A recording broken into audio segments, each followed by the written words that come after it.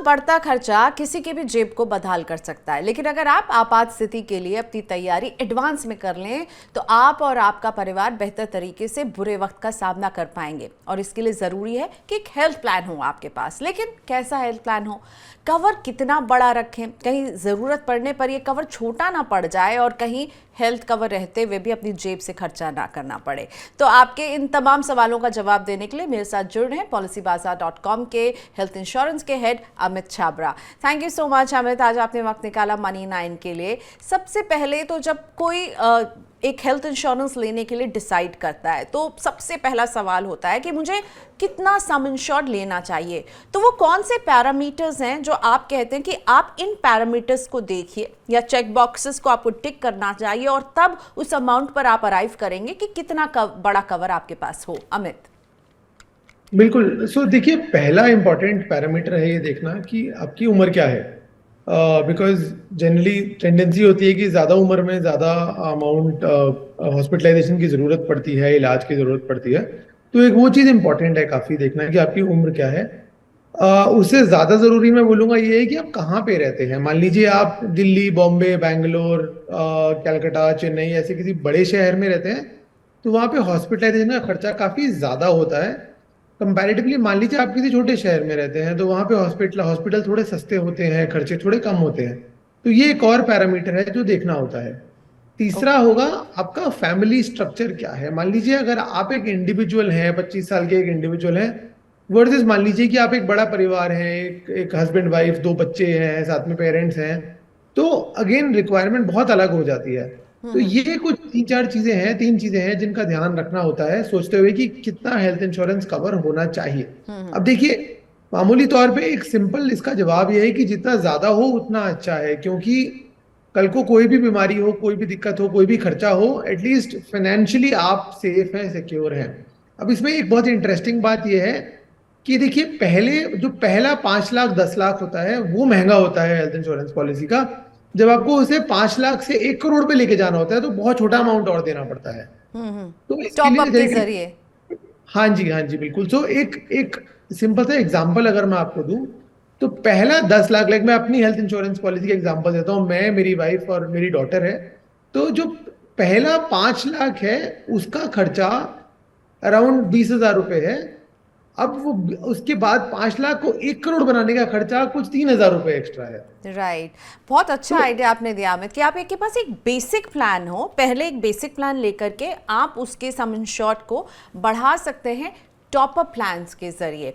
अच्छा, आपने उम्र का जिक्र किया यहाँ पर अमित, लेकिन मैं ये भी समझना चाहूँगी कि आप कैसे बताएंगे कि आपको जितना अर्ली आप खरीदें उतना अच्छा है। उम्र और साथ में अगर आपके कुछ हेल्थ हिस्ट्री रही है आपकी फैमिली में, ये दोनों पैरामीटर्स भी बहुत इंपॉर्टेंट हो जाते हैं और इनका असर हेल्थ इंश्योरेंस पर कैसा पड़ता है। अगर मेरी फैमिली हिस्ट्री रही है कुछ बीमारियों को लेकर, तो क्या मेरे लिए उसका प्रीमियम ज़्यादा होगा?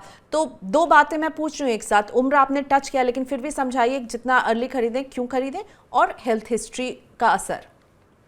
बिल्कुल। देखिए, तो जो आपने उम्र की बात बोली ना, देखिए वो बहुत इंपॉर्टेंट है क्योंकि हेल्थ इंश्योरेंस प्रीमियम आपका एज के साथ ही चेंज होता है।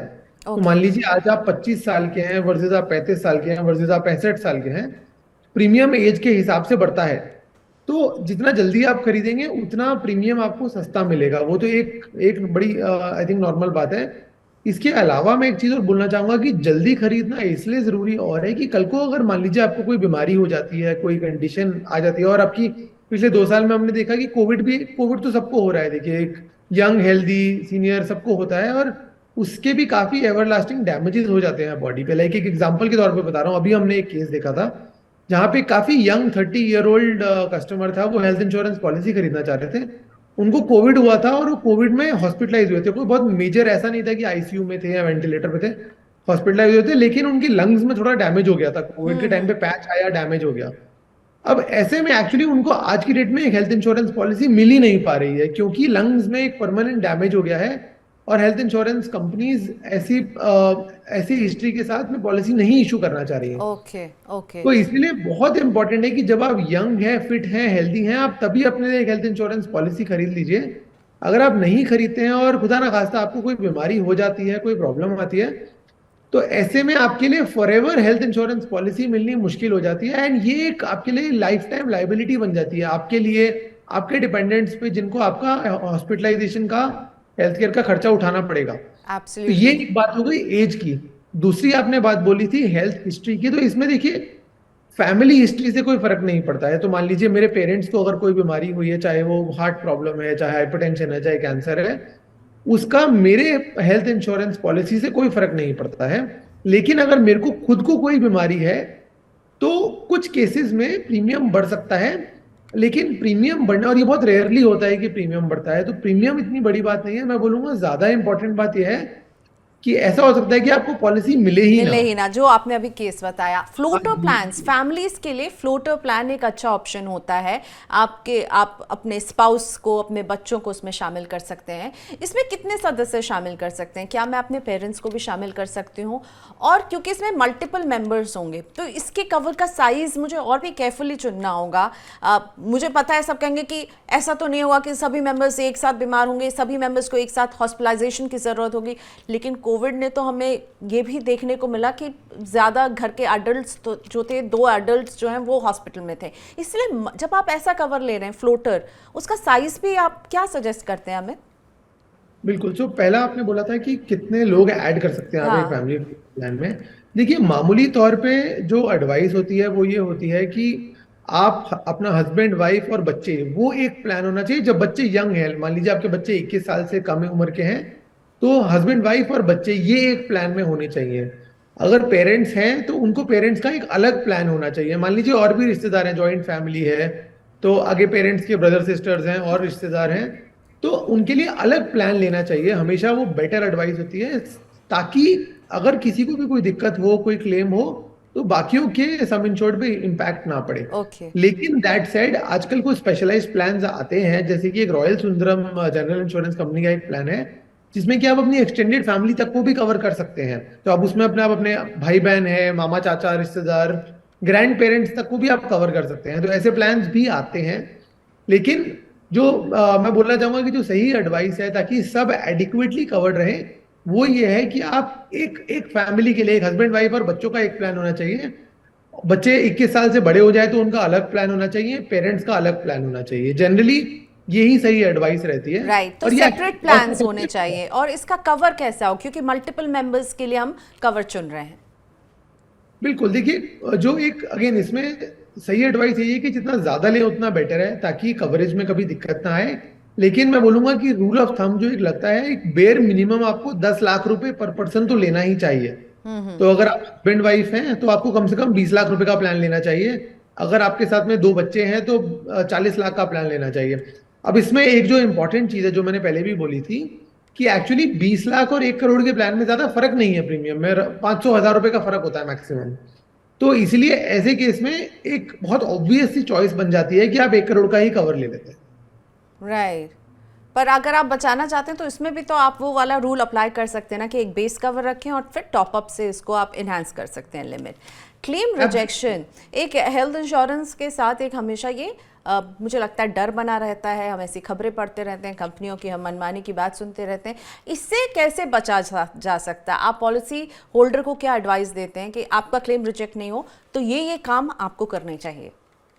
देखिए हेल्थ इंश्योरेंस एक बहुत ही सेफ, सिक्योर, लीगल कॉन्ट्रैक्ट होता है जो आप इंश्योरेंस कंपनी के साथ करते हैं। तो इंश्योरेंस कंपनी अपनी मनमानी से क्लेम रिजेक्ट नहीं कर सकती है। इसके अलावा रेगुलेटर है, ऑम्बुड्समैन है, कस्टमर कंज्यूमर फोरम है, बहुत जगहें हैं जहां पे आप जाके कंप्लेंट कर सकते हैं अगर आपका क्लेम रिजेक्ट होता है तो। इसीलिए क्लेम, ये मैं बोलना चाहूंगा, ये बहुत इंपॉर्टेंट है, क्लेम कभी भी रिजेक्ट बिना किसी रीजन के नहीं हो सकता। अब क्लेम क्यों रिजेक्ट होता है? देखिए क्लेम रिजेक्ट होने के सिर्फ 2 ही कारण है। तो पहला कारण होता है जब आपने कुछ फ्रॉड करा है, कस्टमर ने कुछ फ्रॉड करा है। अब कस्टमर फ्रॉड के 2 तरीके होते हैं। पहला तरीका होता है कि जो बिल्कुल फ्रॉड एलिमेंट होते हैं, कि मतलब आप हॉस्पिटल गए ही नहीं और आप बस बिल डाल रहे हैं और आप क्लेम करना चाह रहे हैं, राइट? वो एक नॉर्मल जेन्युइन कस्टमर कभी नहीं करता। दूसरा फ्रॉड जो कि कस्टमर के एंड पे होता है, वो होता है अगर नॉन डिस्क्लोजर हुआ है। नॉन डिस्क्लोजर का मतलब है कि आपको कोई बीमारी थी लेकिन आपने इंश्योरेंस कंपनी को बताई नहीं। अब ओके। मैं समझाना चाहूंगा जस्ट एक सिंपल तौर पे, जब आप एक हेल्थ इंश्योरेंस पॉलिसी खरीदते हैं, आपको एक प्रपोजल फॉर्म भरना होता है। वो एक कॉन्ट्रैक्ट है जो आप इंश्योरेंस कंपनी के साथ में कर रहे हैं। जिसमें कि आप क्लियरली लिखते हैं कि मेरे को ये बीमारी है, पहले से है, और मैं ये इंश्योरेंस कंपनी को इन्फॉर्म कर रहा हूँ। मान लीजिए आपको कोई बीमारी नहीं है, तो आप इंश्योरेंस कंपनी को खुद से आगे से इन्फॉर्म करते हैं कि मेरे को कोई बीमारी नहीं है, मैं फिट एंड फाइन हूँ। ओके। अब अगर हॉस्पिटलाइजेशन के वक्त कोई ऐसी चीज, कोई ऐसी मेडिकल हिस्ट्री निकल के आ गई आपकी जो आपने पहले नहीं बताई थी इंश्योरेंस कंपनी को, तो वो फ्रॉड माना जाता है, वो नॉन डिस्क्लोजर माना जाता है और आपका क्लेम रिजेक्ट हो सकता है। ओके। तो अमित, जो यहाँ आपने नॉन सवाल डिस्क्लोजर पर मैं एक सवाल आपसे और पूछना चाहूंगी। आपने ये बढ़िया बताया कि मैं जब प्रपोजल भर रही हूँ मुझे सब कुछ क्लैरिटी से बताना है। मैंने ऐसे केसेस देखे हैं जिसमें आपने जैसे कहा कि कोई एडमिट हुआ, उसमें कुछ ऐसी बीमारी निकल गई, वाकई में अगर पेशेंट को या उस पॉलिसी होल्डर को पता ही ना हो कि उसको इस तरह की बीमारी है, तब भी नॉन डिस्क्लोजर के नाम पर कंपनियां रिजेक्ट करती हैं क्लेम। इससे बचने का कोई रास्ता तो है नहीं, क्योंकि साबित करना है कंपनियों को कि इन्होंने छुपाई है बात, लेकिन कंपनियां तो पॉलिसी होल्डर पर ही डाल देती हैं ये दबाव। नहीं नहीं, देखिए बहुत सिंपल है। अगर कस्टमर को नहीं पता था कि उनको कोई बीमारी थी, हाँ। वो जो उनका हॉस्पिटल में जब आप जाते हैं ना, देखिए डॉक्टर के पास आप जाते हैं, आप डॉक्टर को अपनी पूरी हिस्ट्री बताते हैं जब आपका ट्रीटमेंट शुरू होता है। तो मान लीजिए एक एग्जांपल के तौर पे लेते हैं, मान लीजिए किसी को हार्ट अटैक आ जाता है और वो इमरजेंसी में हॉस्पिटल जाते हैं। मान लीजिए उनको नहीं पता था कि उनका कोलेस्ट्रॉल बहुत ज्यादा था, जी। राइट। तो जब भी आप जाते हैं, देखिए डॉक्टर एक पूरा एक स्टेटमेंट बनाता है कि आपको क्या क्या पता है, राइट। वो आपसे या आपकी फैमिली से, डिपेंडेंट से पूछते हैं कि इनको, कि इनकी हिस्ट्री क्या है, इनको पहले से कुछ है तो नहीं, कोई और बीमारी तो नहीं है, वो सब पूछते हैं। अगर अगर कस्टमर को नहीं पता है कि मेरे को लेट्स से कोलेस्ट्रॉल ज्यादा था, तो वो नहीं बताएगा, राइट। तो उसमें क्लियरली लिखा होगा कि कस्टमर को नहीं पता था, और उस टाइम पे टेस्ट करके ही आइडेंटिफाई होता है कि कस्टमर को कोलेस्ट्रॉल ज्यादा है। तो अगर उसमें क्लियरली लिखा है कि कस्टमर को कुछ नहीं है और कस्टमर ने यही बताया डॉक्टर को, तो क्लेम रिजेक्ट नहीं हो सकता। मैं आपको ठीक। देखिए समझाता हूँ, इसका एक बहुत बेसिक रूल है। ठीक है, मान लीजिए कोई कस्टमर इंश्योरेंस कंपनी से कुछ छुपाना भी चाहता है, हाइपोथेटिकली बोल रहा हूँ, वो कभी भी डॉक्टर से कुछ नहीं छुपाना चाहेंगे, राइट। आपकी खुद की जान की बात आ जाती है, राइट। तो तो यहाँ डॉक्टर पर से वो कभी जो भी डॉक्टर जो लिखते हैं आपकी हिस्ट्री और आपका जो भी वो रिकॉर्ड बहुत इंपॉर्टेंट हो जाता है। एक और इम्पॉर्टेंट बात हेल्थ बीमा की, उस पॉइंट को मैं टच करके इस कॉन्वर्सेशन को क्लोज करूंगी कि रूम रेंट और इस पर सब लिमिट होती है, कैपिंग होती है। इसका ध्यान रखना बहुत ज़रूरी है अगर आप एक हेल्थ कवर चुन रहे हैं, क्योंकि आगे हॉस्पिटलाइजेशन में ये बहुत की रोल निभाता है। इसके आधार पर आपकी ट्रीटमेंट कॉस्ट डिसाइड होती है। आप अब क्या सलाह देते हैं कि रूम रेंट, लिमिट, सब लिमिट, कैपिंग, इनका कैसे कोई ख्याल रखे? बिल्कुल, देखिए आजकल जितने भी प्लान्स आ रहे हैं मार्केट में, most of them, 99% of them, उनमें कोई रूम रेंट कैपिंग एक्चुअली होती ही नहीं है अब। तो वो ये कहते हैं कि आप सिंगल प्राइवेट रूम में जाइए, किसी भी हॉस्पिटल में सिंगल प्राइवेट रूम में जाइए। तो आप मान लीजिए आप best of the best hospital में जाते हैं, वहां पे मान लीजिए 20,000 रुपए पर डे के हिसाब से रूम मिलता है। या फिर आप किसी छोटे नर्सिंग होम में जाते हैं, वहां पे 5,000 रुपए के हिसाब से आपको रूम मिलता है। इंश्योरेंस कंपनी को उससे फर्क नहीं पड़ता। वो ये बोलते हैं कि आप सिंगल प्राइवेट रूम में गए, तो जब तक आप एक सिंगल प्राइवेट रूम में जा रहे हैं तब तक आपका पूरा क्लेम दिया जाएगा, कोई लिमिट नहीं है।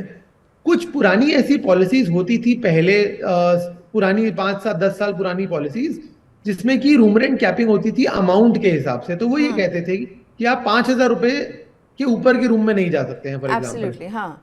अगर वैसा है आपकी पॉलिसी में, तो वो बहुत इंपॉर्टेंट हो जाता है कि आप ध्यान रखें और आप उसी हिसाब से हॉस्पिटल जाएं। तो मेरे पास ये ऑप्शन है कि मैं ऐसा प्लान चुनूं जिसमें ये कैपिंग ना हो, ये लिमिट कुछ ना हो। ओके, एब्सोल्युटली, ऐसे प्रोडक्ट हैं मार्केट में। ओके, सो ये बहुत इंपॉर्टेंट हो जाता है कि आप ज़रूर चेक करें कि उसमें कोई रूम को लेकर के कोई कैपिंग और लिमिट वाला आप प्लान नहीं लें। If you want to be comfortable कि जब आप एडमिट हों तो यू हैव दैट चॉइस, आप किस तरह के रूम में रहना चाहते हैं।